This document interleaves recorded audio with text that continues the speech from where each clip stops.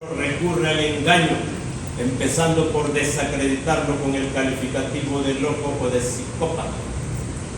Es penoso que aún tenga en Esmeraldas Asidero este recurso vulgar y que aún sirva para desorientar al pueblo. Con la autoridad que me da el haber tratado a Otto Andrade Jaime desde hace más de 20 años, yo sostengo que Otto Andrade Jaime es una de las inteligencias más preclaras de Esmeraldas. Tal vez nadie como él ha sufrido tan duramente la terrible verdad de las palabras de Jesús, de que nadie es profeta en su tierra. Aunque su título es de ingeniero civil, ningún campo de la ciencia le es ajeno. Con él se puede hablar de todo, de filosofía, de astrofísica, de matemática, de religión, de literatura, de historia, de genética, de botánica, de medicina, de alquimia, de física, de hidráulica, etcétera, etcétera. Sostener un diálogo con este hombre polifacético es darse un baño de sabiduría. Hombre acostumbrado a la austeridad del gabinete y a largas horas de estudio y de lectura, fue distinguido en el colegio 5 de agosto, con el primer premio como el mejor egresado. Y en la Universidad de Guayaquil también obtuvo distinciones académicas. Si en Esmeraldas se rindiera culto a la inteligencia, el ingeniero Otto Andrade Jaime estaría en la cumbre de las instituciones científicas o en el pritaneo de que hablaba Sócrates.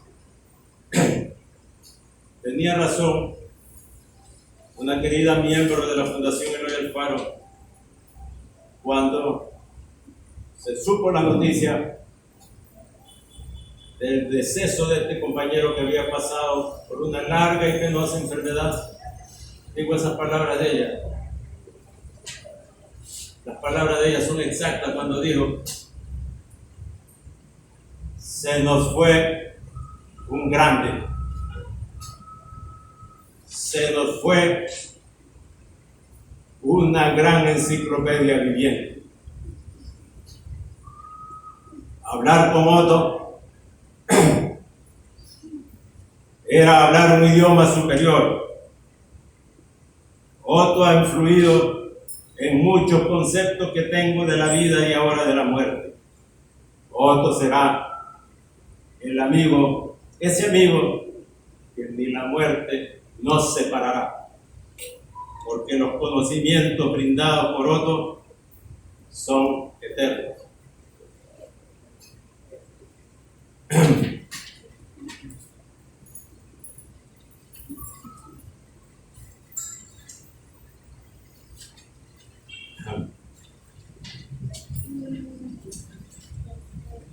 También es preciso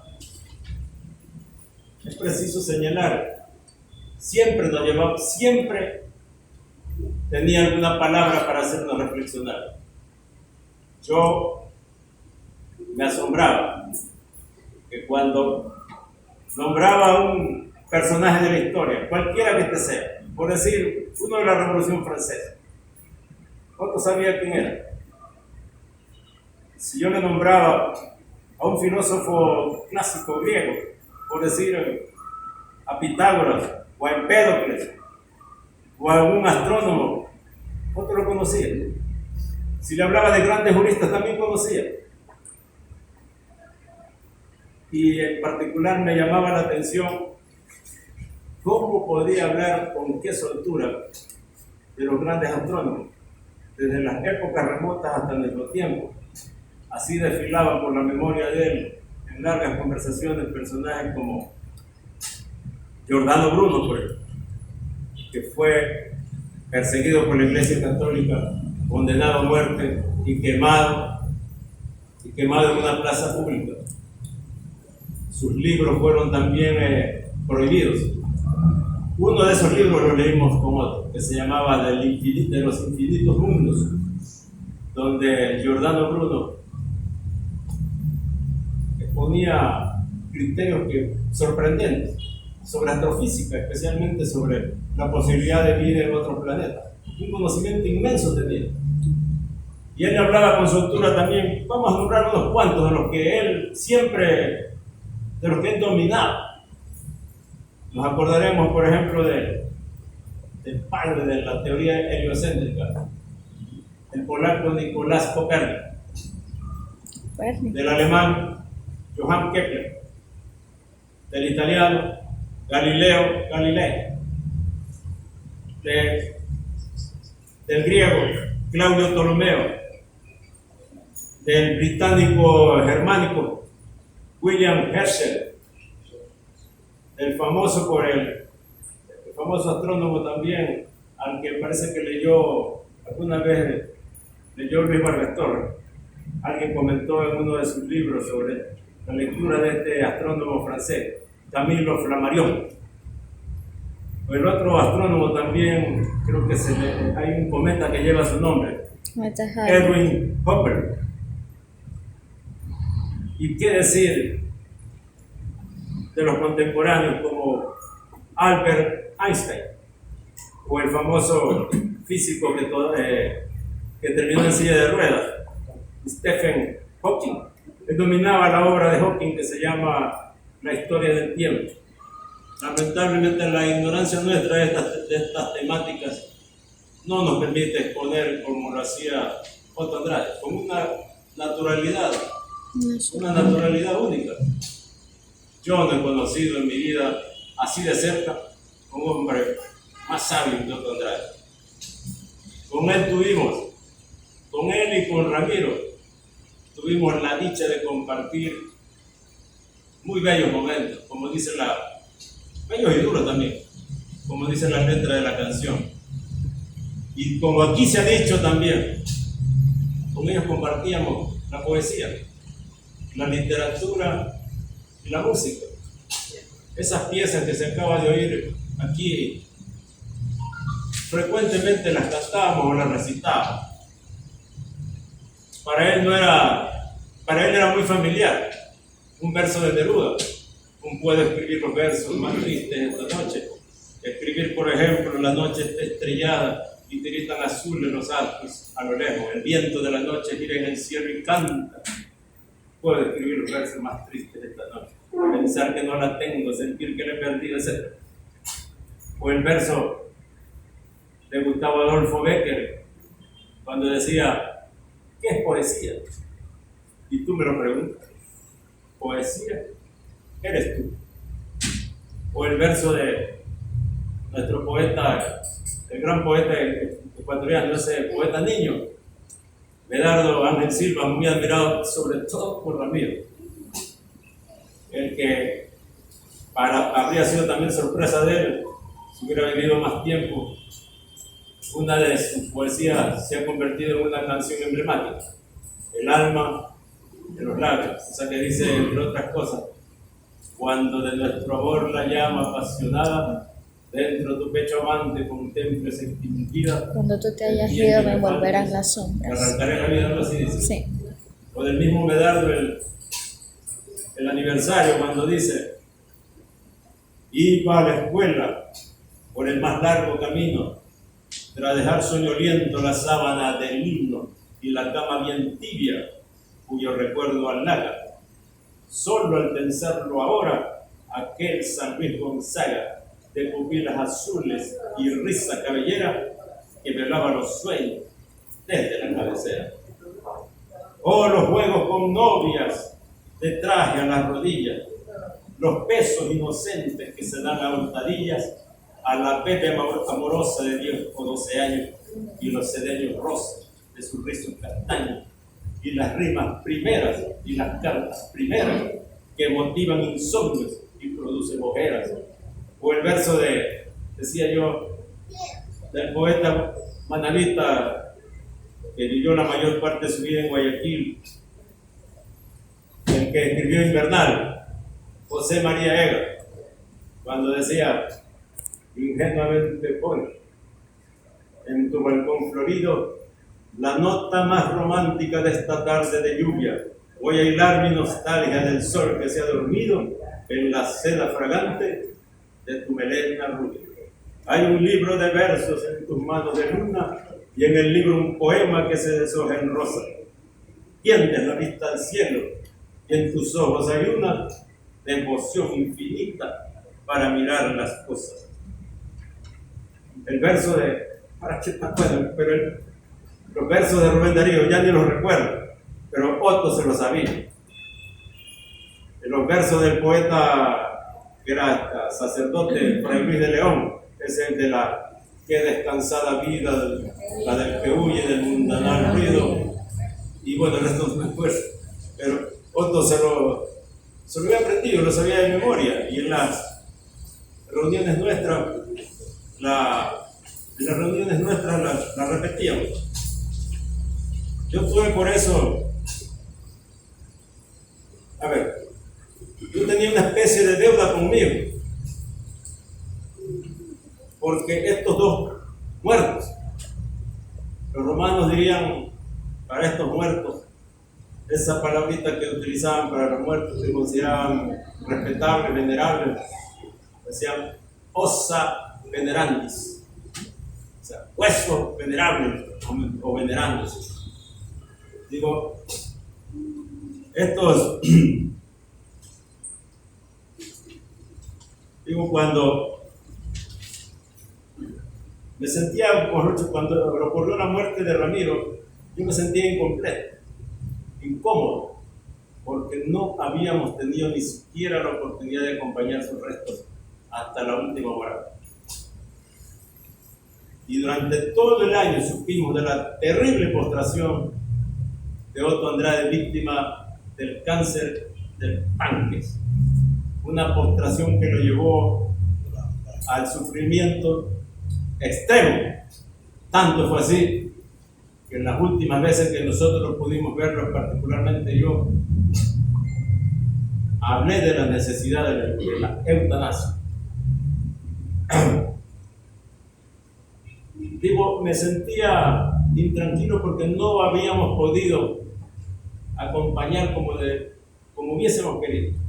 Por lo menos en el caso de Otto, se permitió que, aunque sea unos minutos, unas pocas horas después de su muerte, los que alcanzamos a llegar, acompañemos hasta la tumba. Pero no hubo velorio, tampoco para el otro. Esa es una especie de ritual como de liberación de las emociones, el velorio. Sí. Y creo que hoy, en algo siento que nos comenzamos a desahogar de esa especie de intranquilidad espiritual. Cuando se cumplieron los 6 meses del deceso del querido Ramiro, alcancé a escribir, después de contactar a su hermano y hablarle a su hermano Gerardo en la empresa eléctrica, y hablarle de que queríamos conocer la tumba a los 6 meses, y de que también pensábamos en un acto como este, aunque sea un acto sencillo. Yo alcancé a escribir en mi página de Facebook, que pocas veces lo utilizo, alcancé a escribir estas sencillas palabras. Hace 6 meses, el sábado 16 de mayo de 2020, falleció en la ciudad de Esmeraldas el sociólogo Ramiro Limón Solórzano, víctima de la pandemia del COVID-19. Su repentina muerte causó gran consternación a todos los miembros de la Fundación Eloy Alfaro, que no pudimos acompañar a sus familiares en las exequias debido a las restricciones de movilidad impuestas por el estado de emergencia sanitaria. Ramiro ingresó a la Fundación Eloy Alfaro el 24 de abril de 2006. Fue un activo militante y dirigente. Al momento de su deceso era el segundo director de la Fundación, un cargo que sigue aún vacante. Aún nos resistimos a creer que Él ya no está entre nosotros, que ya forma parte del secreto inescrutable de la muerte y que solo nos queda el consuelo de que hemos contado con su ayuda intelectual, con el caudal de su tiempo, con su reflexión serena, con su amistad, con su decidido acompañamiento en la lucha por el rescate de la identidad y de las mejores tradiciones libertarias de nuestro pueblo. Ramiro habría cumplido 62 años en este noviembre de 2020. No lo permitió el destino, pero seguirá viviendo en nuestra memoria. Estará en el viento, en la tierra acogedora, en los árboles, en el río que tantas veces hemos contemplado, en la sesuda reflexión y en la alegre celebración de nuestras reuniones internas. Por eso yo prefiero en esta jornada, más que hablar de la tristeza de ellos por la pérdida de ellos, que es una pérdida irreparable para la Fundación Eloy Alfaro y para sus familiares y amigos, hablar de que nosotros agradecemos a la vida por haber contado con estos grandes compañeros, estos grandes camaradas. Es válido entonces lo que dijo Violeta Parra en esa canción que ahora ya es popular y que solemos escuchar en esa voz incomparable de Mercedes Sosa, cuando decía: Gracias a la vida. Gracias a la vida, quien me ha dado tanto, me ha dado la marcha de mis pies cansados. Con ellos anduve ciudades y charcos, playas y desiertos, montañas y llanos, y la casa tuya, tu calle y tu parque. Gracias a la vida, que me ha dado tanto, me dio el corazón que agita su marco cuando miro el fruto del cerebro humano, cuando miro al bueno tan lejos del malo, cuando miro al fondo de tus ojos claros. Gracias a la vida que me ha dado tanto, me ha dado la risa y me ha dado el llanto. Así yo distingo dicha de quebranto, los dos materiales que forman mi canto. He dicho.